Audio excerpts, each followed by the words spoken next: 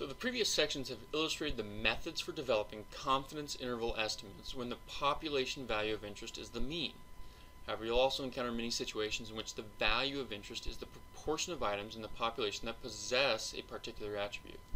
The notation for the population proportion is P. The point estimate for P is the sample proportion P bar. In Chapter 7, we introduced a sampling distribution for proportions. We also indicated then that when the sample size is sufficiently large, n times p is greater than or equal to 5, and n times 1 minus p is greater than or equal to 5. The sampling distribution can then be approximated by the normal distribution, centered at p with a standard error for p bar. Notice that in the middle of the equation, the population proportion, p, is required. But if we already knew that the value for p, we would not need to determine its estimate. P is unknown. We can estimate the value for the standard error by substituting p bar for p. Confidence interval estimate for a population proportion is formed using the same general format that we used to estimate a population mean. So here we have a random sample of 100 people, 25 are left-handed. So we're going to define a 95% confidence interval for the true proportion of left-handers. So our sample proportion, P bar, is 25 out of n, so 25 out of 100. And our z-value for 95% confidence level, we can determine using Excel or in the table. That comes out to be 1.96.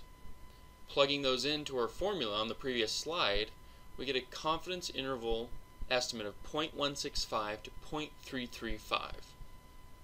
So changing the confidence level affects the interval width. Likewise, changing the sample size will affect the interval width. An increase in sample size will also reduce the standard error and reduce the interval width. A decrease in sample size will have the opposite effect. So for many applications, decision makers would like to determine a required sample size before doing the sampling.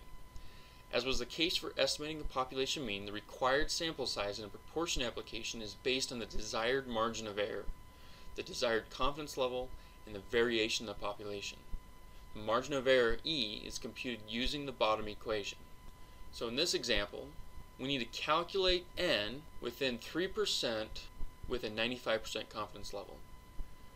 So in this case we used a pilot sample and we got p to equal 0.12. Again, our z is going to be 1.96 at the 95% confidence level, and our margin of error, E, is 3% or 0.03. So plugging those into the equation, we get a sample size after rounding up of 451. Alright, so let's do it in Excel. Go ahead and open Excel file referrals and answer the following questions. So I'm going to separate referral method by inserting a pivot table. So I'm going to determine this using our PHStat add-in. So go into add-ins, PHStat, and we're going to use the confidence intervals estimate for the proportion. Our sample size here is 502. Our number of successes, which will be referral, is 291, and we set the confidence level to 95%. Click OK, and here's our output. And the interval at half width is our margin of error, E. You could also determine that value by taking the difference between 0.6229 and 0.5365 and dividing by 2. So using PHStat, we also get our interval, so our lower and our upper intervals.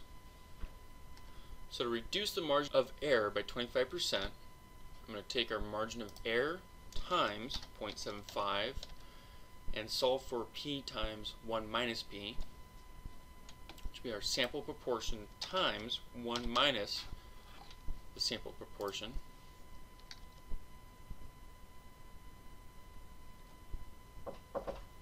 And again, our z critical at 95% confidence level is 1.96.